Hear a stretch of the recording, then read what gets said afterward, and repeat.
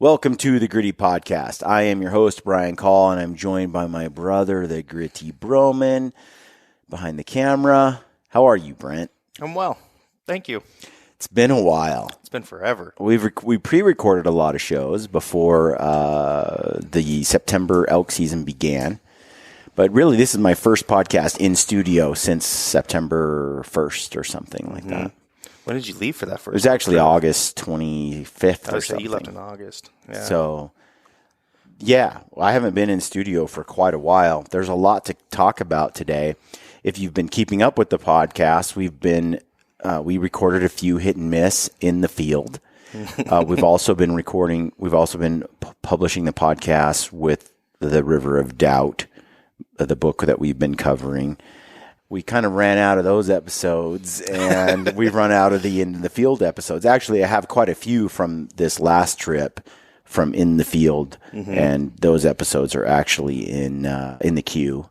But I wanted to continue off where we left off with because I was able to harvest 2 bull elk this year. My goal was to fill bull tags and try to get mature bulls, just herd bulls that were in charge. Wasn't really looking for a certain set of inches. Just the goal was with archery, get a mature bull. And these are public. These are general tags, over the counter type tags that are on public land. Anyone can go buy these same tags. Yeah, you can get it every year. These tags, they're not.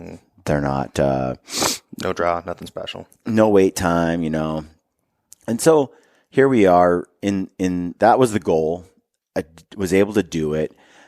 What you've heard so far, if you follow the podcast, was a little bit of the hunt with Brad and myself on the first elk hunt. I was able to get a nice bull there, and then I've recorded a few more shows in the field or just off the mountain with the second bull I was able to get. So I want to go into it. There was a lot of stuff that's fresh in my mind from the hunt. I want to go over gear in one of these upcoming shows, kind of what I brought with me. But today I wanted to get into a continuation. If you've been following the hunts, the podcast with Brad, I want to wrap that up. I wanted to do it with Brad, but as these hunts go, you tag out, you get out of there, and you move on to the next thing. And I don't know when I'll be able to get Brad back in studio to do that. So we're going to kind of talk about a little bit about how that hunt went down. Mostly I don't want to tell you about the hunt because I've got it all on film and I want to share that with you. What I really want to do, though, is talk about things that I think are useful, things that you could learn from, that you can apply on your own hunts going forward, even in this season.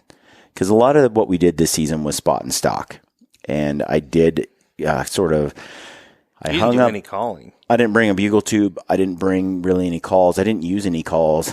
I didn't blow a single call or use a call to hunt with in the first hunt. And I didn't use one on the second hunt either, except to stop the bull that I shot. Just needed him to stop walking away from me. And so I blew a call just to get him to freeze so I could get that arrow in him, which is another story. But what I want to talk about today is both my hunts were deep. Like one was 11 miles in, the other one was like 8 or 9 miles in on foot, and we just got our backpacks on our back, and we're living out of our backpacks for 6 to 10 days, 12 days at a time, and we're just getting remote. That means there's a challenge when you kill an elk, getting it out. And a lot of people have in their mind this is some impossible feat. Or you need horses or llamas or something like that. And so a lot of people talk about what can be done and what can't be done. And I hear guys say they carry out a 180-pound backpack or 200 pounds. And I'm like, I'm a stout guy. I know what I'm capable of. I've done it a lot. And I wanted to talk about some real numbers here when it comes to pack outs. And I would say that this is going to be a good example for you. What Brad and I did on that first hunt when I killed my bull. I'm going to go over how much his backpack weighed, because when we got back, we actually weighed the entire pack. We weighed my pack. I know exactly what we carried and for how far. So I think that'll be useful. I know what our camp weighed and what our elk weighed. So we're going to go over those numbers and the miles and how long it took and what it took. Before we do that, I just wanted to remind you to use the code GRITTY at Mountain Ops. That helps us out, and they got some cool stuff going on right now. It's Opstober, and lots of deals going down. The protein bars at Mountain Ops have been a special favorite, especially, I don't know which one I like the best, the peanut butter, the chocolate, don't know. I can't. Caramel, they're all pretty dang good. And I've been taking them on those hunts. They're a nice treat after a workout. They've got the new Mayan Mango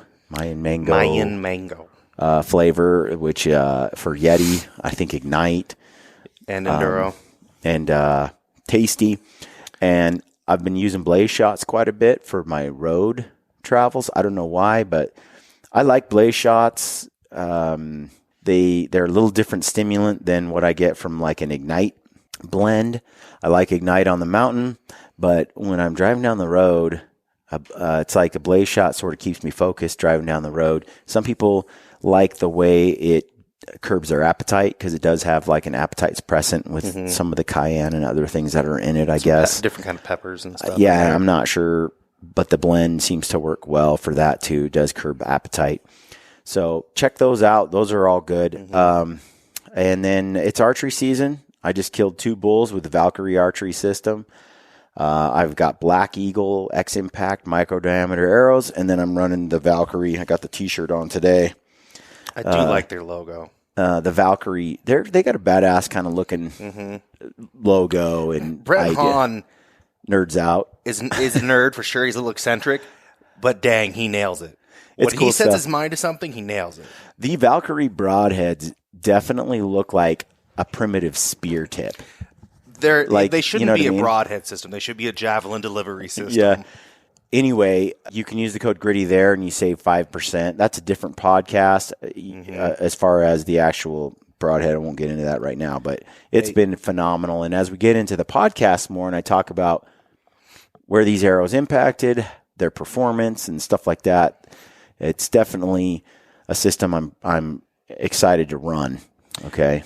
Use the code GRITTY over at Peaks Equipment, which is Sissy Sticks. There's some new products coming down the pipeline from Peaks, and I think you're really going to like them. Right now, primarily, they've got the trekking poles over there, and they're just awesome. So check those out. And then Graxaw game bags. I've been loving the Graxaw game bags. They crushed this year like usual. Check those guys out. If you need some tiny game bags that are tough and reusable, I'm using the same ones from 3 years ago now. So check out Graxaw. Plus, he's a cool dude, just a regular hunting guy that started making bags. And so it's cool to see him grow. And then use the code GRITTY at Mark Livesay, his Treeline Pursuits e-scouting course. Man, if you haven't done that yet, you need to do it. It really is educational. It will completely change your hunts forever. They are so impactful and useful. I mean, it'll just change your success rate by a big margin. So check out that. Use the code GRITTY and you'll save over there at Treeline Pursuits, e-scouting. And one more thing, I really am enjoying the sheep feet foot inserts. They've been phenomenal. I've had cramps at times in the arch of my foot. Haven't had those at all this year. And given the pack loads and the amount of hiking I've done this year, I can't say enough about the sheep feet. They are making a big difference. Check those guys out. Custom Orthotics. Didn't you go running competitively accidentally with your boots because you forgot to bring tennis shoes? Yeah, but still, like, I'm just telling you, like, I did that we had a little competition over at the Western Hunting Summit with Lampers. And I didn't bring tennis shoes, so I did the workout in my boots, but I had the sheep feet inserts. That was my first real test in using them in I've run in boots and stuff, and this was a whole nother level of I like lifting comfort. in my boots. But I have found on these trips, like, my feet are thriving so much more than they have in the past. So I'm real impressed with how those orthotics are treating me. And the thing is, they're like the Valkyrie broadheads. They last forever. Once you get them, you get them. And if you wear out the foam or whatever, you can send those back into sheep feet and they will just basically refurbish them, get them brushed up for you, and back out to you. So it's well worth it. I'm impressed. I'm super pleased with how those have performed. So let's get into the podcast. Thanks for indulging us on all of that. And hopefully you're finding some deals that work for you.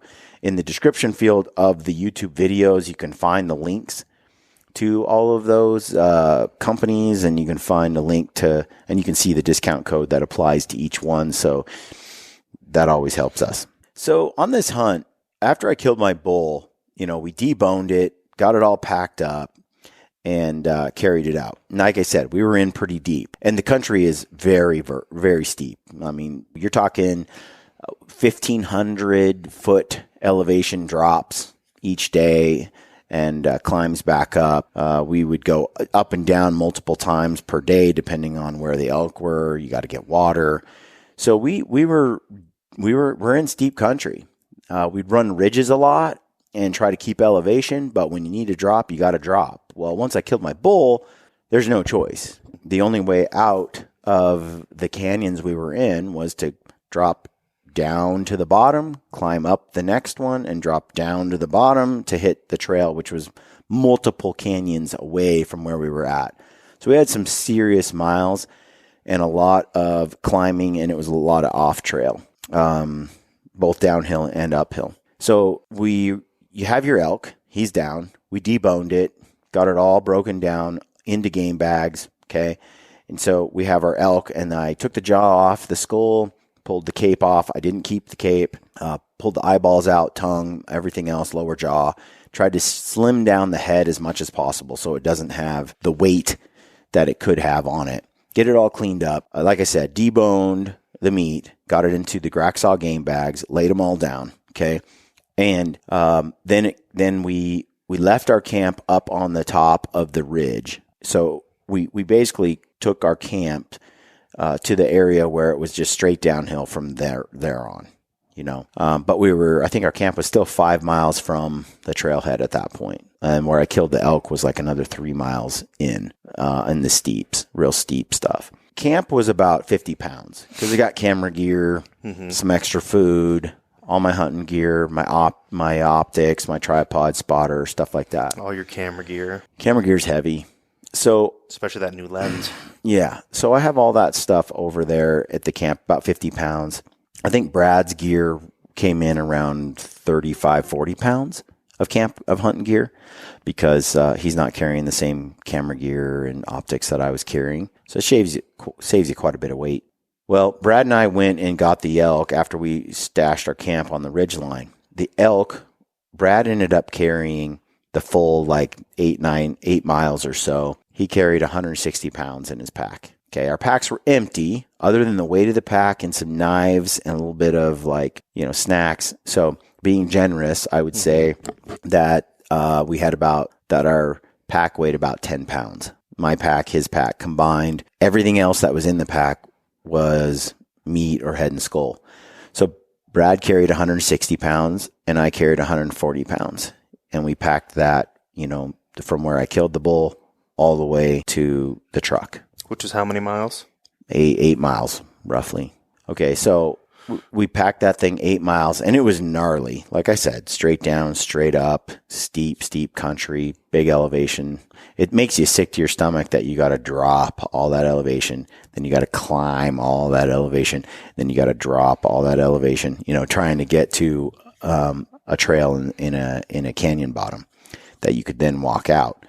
So the last 3.5 miles are pretty flat on a decent trail, but the rest of this 5 miles or so, it was gnarly. So like I said, my pack was 140 pounds and Brad's was 160 pounds. Good for Brad. He's younger, strapping farm boy. So it was good for Brad. And he's like, this just is really heavy. And I was leaving him behind, climbing the hill. Well, my favorite is I've seen the footage of it and him trying to actually stand up with the pack on. So I threw my pack on. I got up pretty readily with my pack on. I'm like, oh, cool. Right. And Brad put his pack on and he tried to get up and he just couldn't get off the ground with it. Couldn't get off the ground. So I had to turn the camera off and really strap them up and help them get off the ground. It was rough. That extra 20 pounds, I think, makes a huge difference when you start getting above 140, 150 pounds. It gets exponentially heavier with every pound. Like 1 pound doesn't equal a pound at that weight. It feels like an additional 10 pounds. But anyway, my point is I carried 140. He carried 160. That's factual. The meat ended up weighing basically if you take 140 and 160, that's 300 pounds total. 300 pounds. Of that 300 pounds, 280 was the meat, head, and horns. Wow. So I think the head weighed 38 pounds. The head and horns were about 38 pounds. I think a mature bull weighs up to like 40 pounds, 45 pounds, 35 pounds. Some they can sway but right in that 40 pound mark. And I think this head was like 38 pounds or something. That means that if the head was 40, right, and each pack weighed 10 pounds, that means the elk was 240 pounds we have 240 pounds of deboned meat. So, and then the head was about 40 pounds. That gives a person an idea. Now, we kept all the quarters, we kept the neck, and I keep a lot of neck, as much neck as I can, because I love the neck meat. I think it's as good or better than any other part of the animal. And when I take that neck meat and I cut it into roast size pieces, and you slow cook it like in the Instapot or the crock pot with all your seasoning and your stew stuff, it just breaks apart. There's so much connective tissue. It keeps it moist. That sinew and all that connective tissue in the neck just causes that meat to stay somewhat moist, flavorful. And then it just, as it slow cooks, it breaks it all down and the meat just falls apart. It's not dry and stringy like the hind quarter is. Everybody wants to take a hind quarter roast and cook it. And I'm like, well, it's just a giant brick of meat with no connective tissue. And you end up having sort of a dry chunk of meat. It's a ho-hum kind of roast. And I would prefer to slice that and make steaks almost every time. Yeah, because in the process of making steaks with that cut, you can just sear it on each side, and you have a really almost raw piece of meat in the middle, or like medium rare, but it's rare, and it keeps that flavor. It keeps the texture. It's not chewy. So I kind of agree that the lean cuts are better just to be pan fried, just and you're done, and you're eating a very rare steak. I think that's a better. That's an enjoyable way to eat the meat. I also like to take those rounds and make jerky. I mean, once you marinate it in, I can never say the word, Worcestershire sauce. And soy sauce and vinegar, your acid in that vinegar and all that stuff, it kind of cooks and breaks down that marinade, the meat, right? You put some liquid smoke in, you throw in some other stuff. I have different recipes. That marinade breaks down the meat and kind of cooks it up a little bit. By the time you dehydrate it and you use those pristine cuts, there's no fat or sinew in it to be chewy or anything when you dehydrate it. And so I really like to make jerky out of those rounds, or like you said, steaks. I think on the steak side of the house, sometimes those hind quarter steaks can be a little bit chewy, a little more, not melt in your mouth, where like a tenderloin just like it just falls apart in your mouth. It's so good. So it's Worcestershire. Worcestershire. That's what Wikipedia. Worcestershire. Yeah, it's a tough word. It's a little bit. It's actually named after a place in England. I don't know if you know much about it, but this sauce was actually made by a chemist. When I hear Shire, I think hobbits. Which is England, I think England. It's England. Yeah. But yeah, I figured it was something to the root of that, the etymology of the word. But I really like it. The jerky, like I said. Anyway, that's way off topic. My point was I kept the neck meat because the neck meat is really good. And it ends up weighing nearly as much as one of the rear quarters. It's a ton of weight. So if you keep that and you keep the heart and the liver and the back straps, the tenderloins, all the quarters deboned, the neck, and if you want to, some rib, you end up with a clean carcass and about 240 or 250 pounds of meat on a mature bull, deboned. So you can just do the math. If you are fit enough to carry, a heavy load, you can figure it out. It's going to take me 3 days or 4 days to carry out if I take 75 pounds per pack or whatever. Just do your math.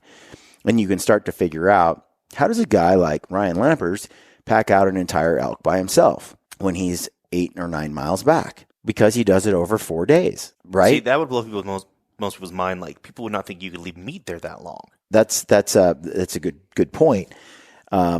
Absolutely, you can.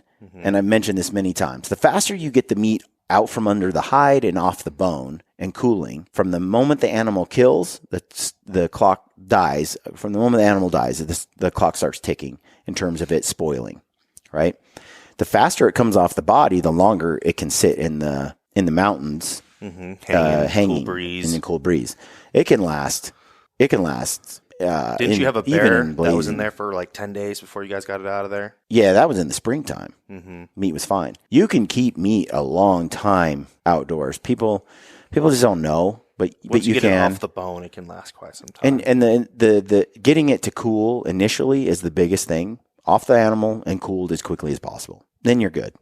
We got ours off the animal and then put it in the game bags and then just left it out to cool. It got to 35 degrees at night, plenty cool, especially when you pull the bone out. When the bone is out of the quarter, that bone traps in a lot of heat. When you cut that bone, you debone the meat and you pull it off the bone, man, it cools really fast, especially, where we were at. We're up at pretty high elevation. That wind cools pretty quickly in the evenings. Anyway, you guys couldn't hang your hang. There's no place to hang it. Just laid it on the ground. Just laid it on the ground. Laid it on some sage, and just let the wind kind of blow under and over it. The sage bushes and stuff. It was a foot or two off the ground. Some of it was on the ground itself. So, but I put some sticks under it to try to let it have some airflow. Yeah. Not that it really needed it. The ground was cold too.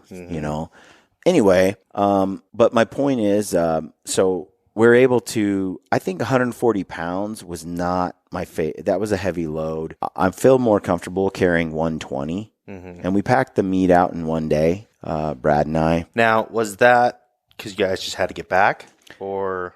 Brad needed to get back. There was some urgency a little bit to get back. We'd been out quite a while. Yeah, and so when we loaded up, we were actually planning to break it up over 2 days, because we had camp as well. Now, I might be able to pack 140 pounds of elk meat and head, out to the truck, but there's no way I'm going to add another 50 pounds of camp gear to that, right?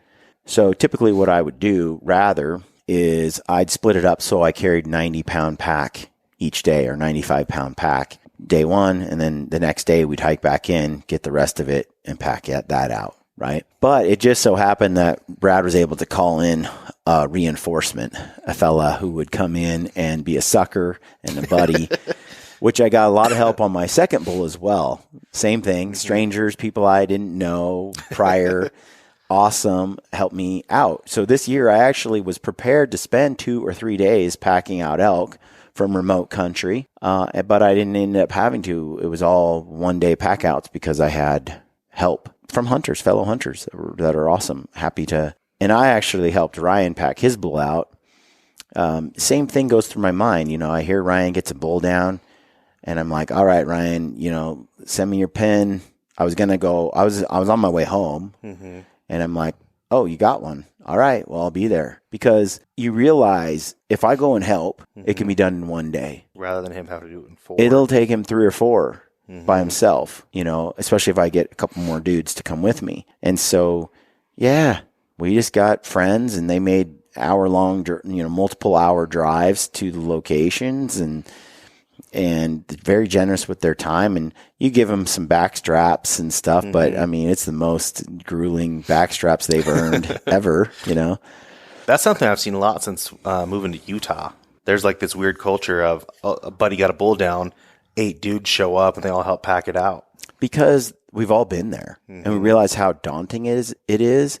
I think if you can get a network of buddies who are willing to, everybody likes a little exercise.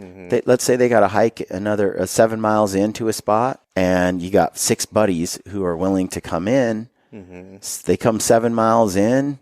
you load them each up with 50 pounds or 60 pounds. People can handle that, and they hike 7 miles out, and it's like many hands make light work. And having a network of buddies who you can rely on like that really does give you the freedom to get remote and go to places where your odds of success are a little higher than the average Joe, because you're willing to get back in there. I'm willing to, if I can't get a single sucker to come and help me, I'm willing to pack it all out by myself over a 3 or 4 day period. I have the ability to do that though, because I'm not dealing with vacation time and stuff like that I used to. I have that flexibility being entrepreneur, self-employed. My job is to do this stuff. So I have a little more free time than other guys. Some guys might be wealthier and have less free time and more money. They might hire a guy with llamas to come rolling in and pick it up for them, or horses or mules. But what I'm trying to get at is it's doable as an individual. Let's really talk numbers. Like I said, about 240 pounds of meat if you keep the neck. Some states you don't have to keep the neck. Some guys don't want to keep the neck. Some states you just need the 4 quarters and the back strap. You don't have to keep anything else. Some places make you take the rib meat. Alaska makes you take every last scrap that's edible. That's so frustrating. I, for one, I would rather get it all because the meat's so precious to me, and then just spend the extra day. If it takes me 1 extra day to take out an extra 50 pounds of meat, that's an extra 50 pounds. That's an extra 50 pounds of meat for the whole year that my family and I get to consume. So I'm reluctant to cheat anything when it comes to an elk or any animal in the woods. I want to get every part that's salvageable that I can consume. I haven't been bringing the tongue out, and I'm like, oh, well, maybe that's another one I need to start, I do like, because that elk tongue is a little large and in charge, and I feel like there's a lot of meat around that, and figuring out how to cook it and all that. It sounds I've had it before, so it's something I'm looking at adding to the list, but including the testicles and having a little Rocky Mountain oysters and things like that. But so like I said, 240 pounds of meat. And then the skull and the head, depending on how big your bull is. I mean, if it's a really mature bull, it's probably going to max out around 45 pounds, unless you're shooting a big 350 bull and you're pushing 50 pounds. But typical 6x6 bull on public land over the counter type situation, probably maxing out around 40, 45 pounds. Okay. You're looking at 280 pound of total meat and head. 280 pounds is a lot. Now, Anthony and Ben were out, and Anthony and Ben both shot bulls. Anthony shot a really heavy, nice, big bull. And my cousin Ben shot a nice little young 5x5 with tender tenderloins. And what's ironic is there's a huge difference from state to state and maturity of elk. So you're talking hundreds of pounds of difference between a young bull and an old bull. Any elk is not any elk. There's huge differences. And so when we talked about, Ben kept all the same cuts, all the same deboned, like all the same things. But his elk, total weight, head and everything, all the parts, was 180. Really? Wow. My elk, all the same parts, total, was 280. Jeez. You're talking 100-pound differential between the two bulls in finished, cut up weight, head, horns, the whole package, right? So when you kill and it's a decent 5x5, maybe a 3-year-old bull, 2-year-old, 3-year-old bull. I shouldn't say decent. It's a young bull. I mean, what I mean by decent, I'm not downgrading anyone's success in the mountains on an archery elk hunt. Like, I'm just saying, like, maturity wise, it's a very young bull. A older 5x5 that's heavy, that's on the verge, that scores really well. Like, it wasn't that kind of 5. It was like a really young, like almost a spike with 5 tips kind of 5. Like, it's probably 2-3 years old. But we're not downplaying anyone's, accomplishments. Yeah. Ben only hunted it was really young. Ben only had like enough days to like just barely get it done. Power down there, hunt a few days, shoot it, and get out. So, but you're talking about 180 pounds total versus mine at 280. That just gives you an idea. So if you shoot a cow or a younger cow or a spike or something like that, you're dealing with a whole different level of load. In fact, I've killed a couple of spikes, and when you kill spikes, it's almost like there's so little meat compared to a mature bull. Yeah. It's insane. You realize, like, you're, instead of it being, your total load is like 130 pounds. You're like, well, this isn't much bigger than a big mule deer, finished weight and head and everything. Back to the issue here, 280 pounds of meat, head and horns. Okay. 280 pounds. Like I said, about 50 pounds of backpack weight. And so we had someone come in and help us out. They packed out our camp, which was about 90 pounds. And then Brad and I carried our 140 and 160 pound packs, and we were all the way out. So if you're a dude and you're back there by yourself, okay, and you have a 50 pound, let's say a 45 pound pack, with all your gear, camp, everything else, 45 pounds plus, the 280 pounds of your 325 pounds. And let's say you're capable of carrying a 90 pound pack, 7 miles in an empty, more or less empty pack to come back to hike back in the next day. And then you're just going to do it in legs. Let's say one load a day. Well, at 325 pounds divided by, let's say 90, that's 3.5 days to pack out a 90 pound pack. So if you want to carry out more than that, and that's, for some guys that seems daunting. But that's if you killed a really big bull by yourself, and you got to pack everything out, including your camp. It's a 3.5 days. So you might go, well, I'm going to do it over 4 days, and I'm going to carry a 70 pound pack and just make it easy on me. Or I'm going to try to do it in 3 days and not 4. So now I'm going to carry a 110 pound pack and try to get it done. You're talking about the amount of time it takes someone to hike out solo is most of what guys have to hunt with. You mean to pack out the whole elk solo. Right. A lot of guys have 5 or 7. They have 1 week's vacation. Yeah. They've got a couple weekends. Yeah, absolutely. I realize that. My goal nowadays is to get out and show folks that it can be done, that I show myself that I can do it. I get pretty remote. And like I said, if you have a ton of buddies who are willing to, across state lines or in different areas, to come out and help you with today's GPS and all that, you can you can share a lot. Last year you had hikers out by yourself. Took you 3 days. 3 days to pack my bull out alone. Yeah. 3 trips. I did 2 trips in 1 day. It was brutal. And I carried stupid heavy loads. I was sure I was at 160 or 70. It was way heavier than the load I carried this year on both pack outs. But my point is, you're right. But if you got like 5 buddies, even 2 buddies, you can do it in a day and a half, 2 days. The point is, it can be done by yourself, though. I mean, frankly, hiking 7 miles with a 75 pound pack and then hiking 7 miles back in after I've dropped the load off with a mostly empty pack, that's 14 miles round trip in 1 day. That is nothing for me. That's nothing. That is an average day of, it's 75 pounds is 25 pounds more than I carry on a normal basis, or 20 pounds more.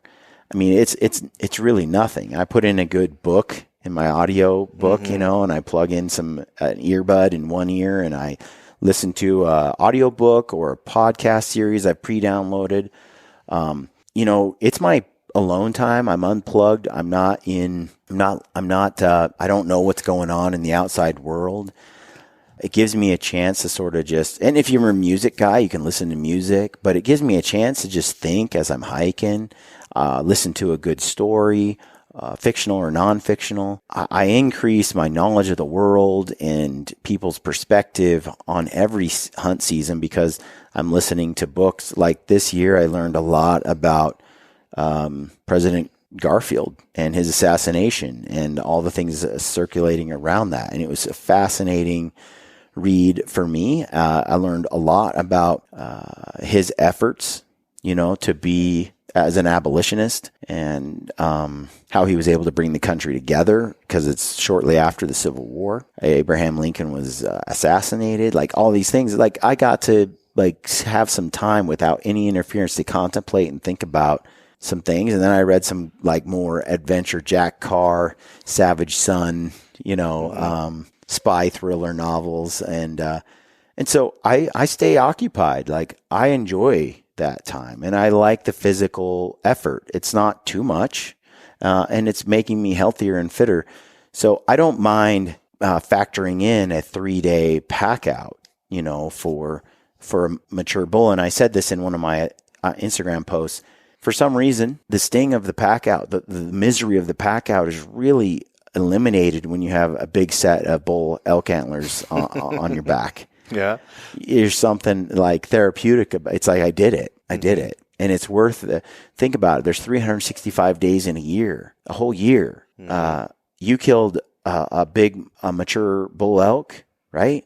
That was your goal. You got remote. You did it. What's 3 days of packing 75-pound packs? Like who cares? Now I get to enjoy the next 360 days of elk meat, of elk meat and of experience because of those 3 or 4 days. So I just think if people spent a little more time willing to pack an elk out by themselves, they would get into some areas where, and if they backpack hunted more, they'd get into some areas where your hunting success completely changes. I mean, the truth be told, on both my hunts, I ran into almost nobody. And these are not like draw tags. Why weren't there people that the trailheads looked like a parking lot? They didn't bump into me. There must have been a lot of hunters somewhere, but they weren't where I was. And so I just think there's a lot to be said for, the fitness and the ability and the mindset change, for being out there. So I hope that was helpful. This is just straight up about, packing meat, kind of the strategy and the idea behind it, what you can expect when you kill an elk, a bull elk, and what that workload really looks like. I think, like I said, a lot of people see that animal on the ground and they can't imagine packing that out. They can't imagine a 10-mile day with a 75-pound pack or doing that same thing day after day for 3 or 4 days. But it's really not that big a deal. And I say that as someone who's pretty fit, but I think most guys can achieve this pretty readily just by, some of the guys that came in and helped me pack out are not fit dudes. They're not like hyper fit humans. And a couple of them that came are absolutely not hyper fit, but they out hike me. Like if we did any other kind of workout, they'd be writhing on the floor or failing at mostly all of it, but they can hike forever and they can carry a pretty heavy pack, pretty decent pack all day, every day. In fact, let's be honest. Brian Call is not a hiking machine. Like I am not built I can't keep up with lampers. I can't keep up with tons of dudes. Like they move out, man. Their legs stride out. For every step, I'm taking 2. I'm not an efficient, my body's not efficient at moving like that. Now it's very efficient at carrying 180 pounds down a straight down cliff and a straight up cliff. Like I have strength and muscle endurance and technical agility. If I put 40 or 50 pounds on my back, I'm better at hiking than without it. Well, I know that, for me, they got short legs and it is what it is. And I don't think I have a particularly incredible set of lungs. I got little lungs. I think I have pretty small. I don't have a deep chest. I think I have fairly small lungs. I have an incredible heart. My heart is incredibly good. My pulse is like almost dead. Like people check me. The doctor's like, it never beats. It's like one beat and then nothing and then a beat, But everybody's a little bit different. My point is though, if I can do that day after day and it's not really my skill set, people can do it, So I hope that's useful. How much weight did you lose? That's a good question. I am 188 right now, 187, right in there. And when I left, I was 198, 197. I'd say I lost about 10 pounds over the last 2 months, 50 days. For the last 50 days, I've lost a total of 10 pounds over those 50 days. But I've been holding the same weight now for 3 weeks. So I lost a lot of that weight right at the beginning. I'm definitely lean and more cut than usual. I don't have the bulk. I still feel like I have incredible strength. Like I don't feel like I lost. If I did lose strength, for sure, it's in the upper body. Lower body's even stronger probably. But I think I feel better at 100 and, 85, 88, somewhere in there. Sub 190 for sure. But over the course of the year, as I go to the gym and work out and I eat whatever, I typically get around 195 to 197 and, ride right there. But when I get into hunting season, I think last year, the lowest I got was 178. You were tiny last year. You learn each year because that was week over week over week over week over week of eating certain foods and exercising, and probably exercising more than I'm eating, calorie deficit kind of stuff. 178 is too light. But 185, 188 feels really good for me. So I just wanted to cover sort of what those pack out loads look like and, what you can expect. So you've just brought up, Brent, the deboning. And when you debone, there's a couple schools of thought. You can debone multiple ways, right? Some guys, and I've been with Anthony when he's done this, some people will debone and just cut down some muscle lines, and they'll pull the bone out, and they'll leave the whole hindquarter connected down to the lower leg as well as the upper. And they're like just doing surgery straight the down hock. the meat, They just out. pull the bone, pluck it out, but they leave every scrap and everything connected. The one school of thought is the fewer cuts you have, less exposure to air, and it crusts over and gets a hard crust on it. And then you got to trim that when you get home, and you waste it, right? You throw out the extra, like when you get a piece of meat home, let's say, it's a round piece of meat about the size of a basketball, okay? And all sides of that basketball have been exposed to air and hair and dirt and whatever. You try to keep it clean, you try to do your thing, and it develops like a crust as it was hanging in the bag. So the whole thing has like a little rind on it that's sort of like hardened, and like when you leave hamburger on the counter overnight in the air, and then it gets a little crust on it, and it's kind of gross. Well, that's what happens. You bring it home, and you got to trim the 1/4 inch or whatever off of the outside and throw it away. It's all scrap. So you're basically skinning the basketball until you have the fresh, clean meat underneath. So you take a clean knife and you just and all that other scrap gets thrown away. Well, the fewer areas that are cut and then it's left exposed for days, the less scrap you get in general.